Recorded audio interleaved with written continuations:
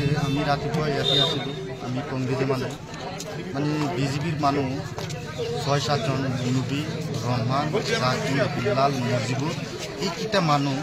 মানে ৰচিদুলক মানে কৈ দিছে যেন তই ঘৰৰ ভিতৰত গৈ কিনি এটা কেচকাল